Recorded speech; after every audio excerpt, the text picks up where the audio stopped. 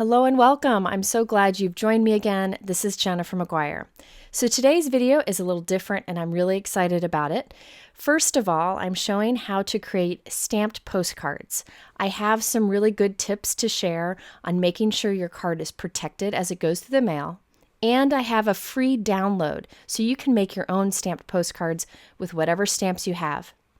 I also had a little bit of help today with this video, and that is from Lila, who is almost 9. She did some of the coloring. You won't see her in the filming of this because she was doing virtual school as I filmed it, but some of the completed postcards were done by her. So she plans to send these to some of her friends who she hasn't seen in a while. Okay, so let's get started with the stamping.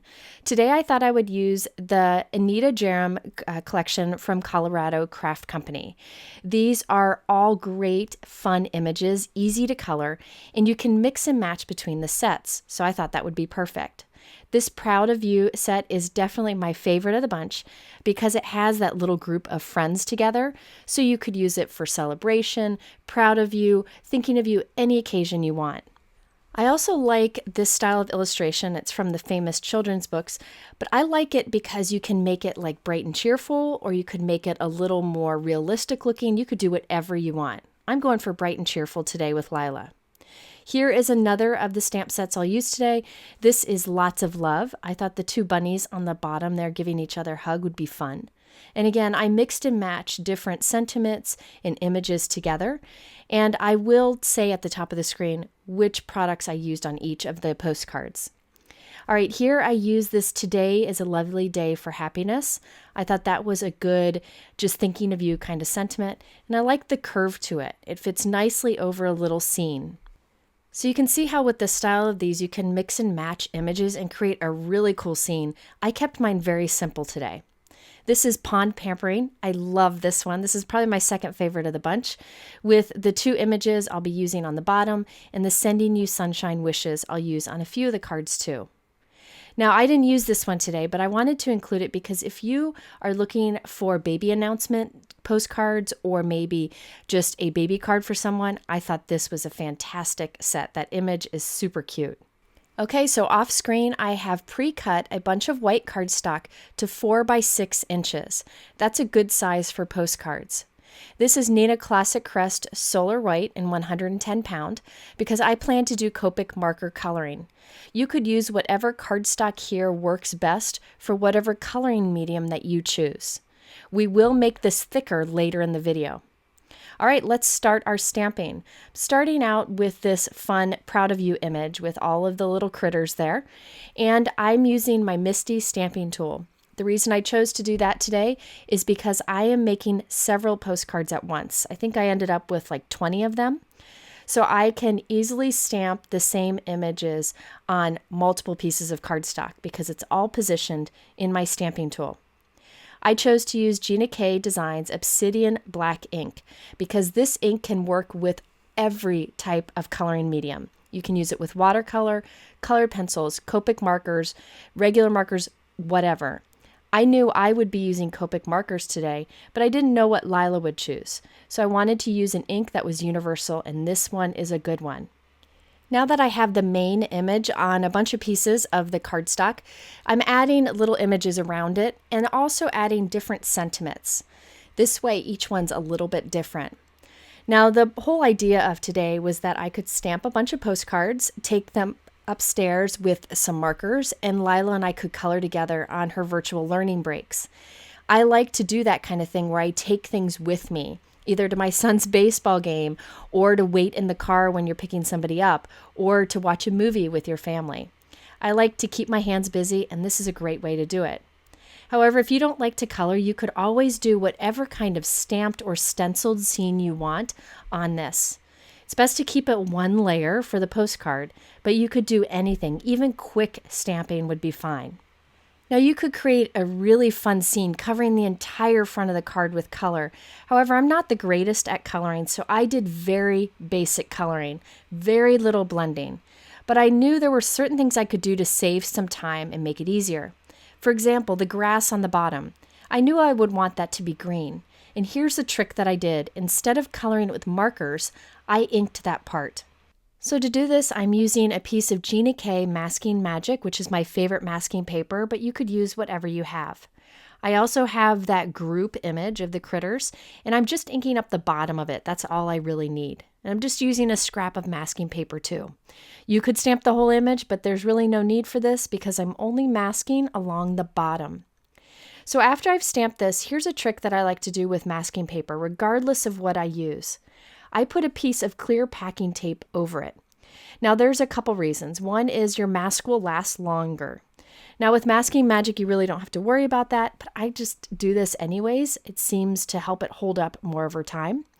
Also, depending on what ink you used to stamp your image, the ink may smear off of the mask, causing your inking that you do over top to get messy. This way, you don't have to worry about your ink smearing. So now I can use my little scissors to cut just along the bottom there where the top of the grass would be. Now I can peel off my masking paper, line it up with one of my postcards, and then do some quick coloring of the ground below them. Now I'm using my Waffle Flower water media mat to do my inking on. I just like to do that. It kind of holds the paper still. And I have a Gina K blending brush and some Concord and Ninth ink. This is one of my favorite colors. It's called Sprout. So I just touch my blending brush to the ink and then I dab it off on the water media mat so there's not a huge amount of color on the brush. And that way I won't get any harsh marks.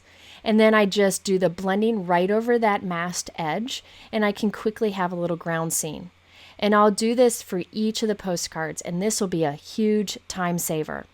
If you're looking for other ways to use masking to make coloring quicker, I will link to a video up here on the top right. It happens to use the same Colorado Craft Company type of images, so you might want to check out that video too. I decided to extend the ground scene on all of these by just using a black Sharpie, and I just kind of did a doodly kind of squiggly line because it matches the feel of these images. Next, I wanted a sun on the top right of some of these, so I die cut a circle from masking paper, and I'm just tracing it with my pencil towards the top. You can see I'm spending a whole lot of time lining it up. Doesn't matter at all. Now I'm tracing over that, kind of squiggly again, with a black Sharpie. I just kind of wanted to mimic the feel of the images. And I'm really not great at drawing at all, but this is something that I could handle. And by tracing this circle, it really helped to make sure my sun wasn't misshapen. All right, next I wanted to add a little yellow glow coming out from the sun. So I'm doing the same thing I did for the ground. I have this circle die cut mask that I'm lining up with our squiggly sun. And I have yellow ink. This happens to be from Altenew. It's called Warm Sunshine. It's a great yellow ink. And a blending brush. And I'm starting on the sun mask and then working my way off of it, kind of around it. And it just gives me like a yellow halo around our sun. I will color in the solid part of the sun with a marker later on. So for these group critter scenes, this is how I started. I did the inked sun, the inked ground, and then I went and used my markers to color the rest of it. Now, although for my examples, I mostly just did stamping, you really could get creative on what you do on this postcard. Any one layer scene would be good. I thought it would be fun to do one where I used a spotlight stencil. These are from Honeybee. There's different size oval spotlights. And I picked one that I could center up on the front of my postcard. So there are little indented lines or engraved lines in the stencil, which really makes it easy to center it. Many companies have these type of masking stencils. You could use circle, oval, whatever you want. I decided to do oval because I felt like it fit the shape of the postcard nicely. Now towards the top, I used the yellow ink. Towards the bottom, I used some green ink, and I'm going very lightly. I just want to get the definition of that oval around it. Next, I used Sea Breeze ink from Altenew and just applied a little bit of blue sky between. So if you do not want to do stamping with coloring, you could definitely do some sort of stenciled background on the front of your postcard instead. I again used the little sun mask that I have from before, placed it towards the top of the oval, and just traced around the bottom of it so I would have a little sun added to the top. Okay, so now that I have a bunch of postcards together, I even stamped some other scenes. You'll see them later. I just took my Copic markers and went to town. did nothing fancy. You could do beautiful shading.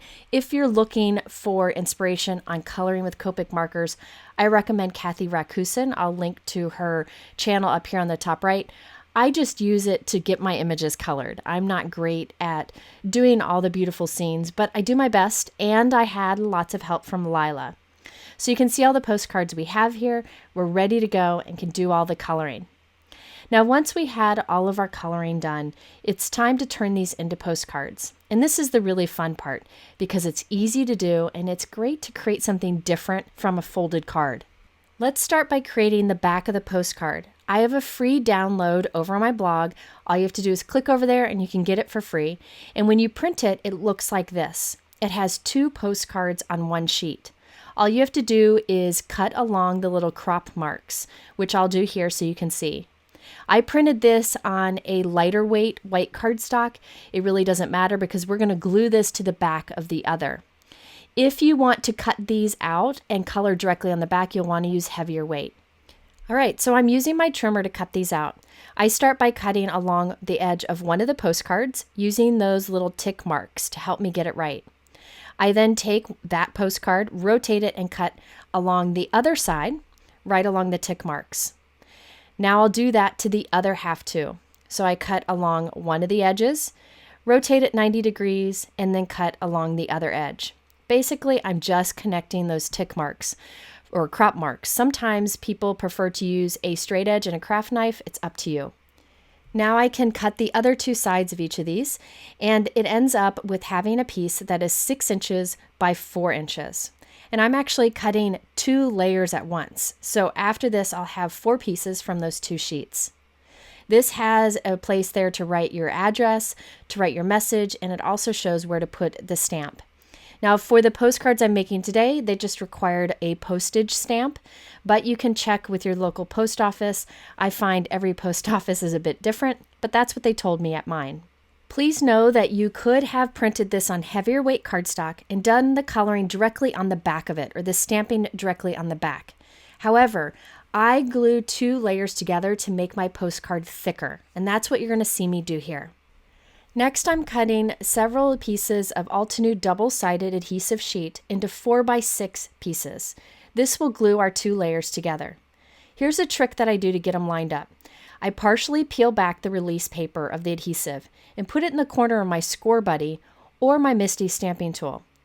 I then take my postcard piece and put that in the corner too, press it down, remove the release paper, and now on the back of our postcard, we have adhesive. So I'll do this a couple times so you can see that in action. Now, if you don't have double-sided adhesive sheets, you could use other glues here. You just want to make sure it gets up right to the edges. You could also use spray adhesive, but man, this double-sided adhesive works really, really well for this. Now we can glue our colored piece to the other side of the postcard. So this is the postcard with the adhesive on it. I'm partially removing the release paper so the adhesive is facing up and exposed. Now I take my postcard, put that in the corner, and remove the rest of the release paper. So now we have our stamp scene on the front, our postcard on the back, and it's a little bit thicker. It feels more like a postcard thickness now, so I can be sure that it will make it through the mail a bit better. So I continued to do this, and now I have a bunch of stamped postcards. Now you could send it as long as you don't use anything that might bleed if it gets wet, but I still like to protect the front of my stamp scene and also give it a kind of shine on the front like a normal postcard would be.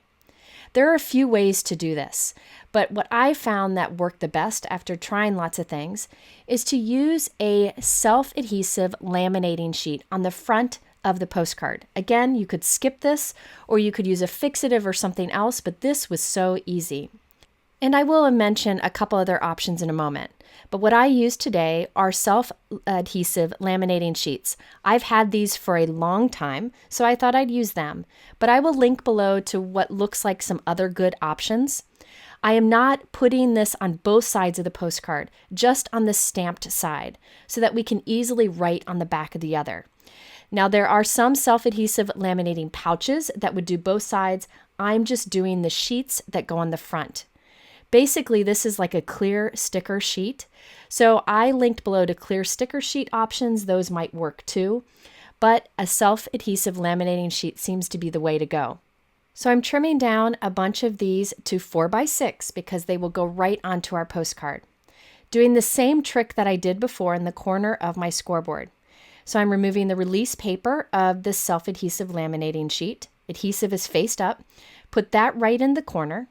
And now I take our stamped postcard scene and lay that into the corner. So we're covering the stamp side with this clear sheet, and it really makes it look like a postcard that you bought. It's so cool.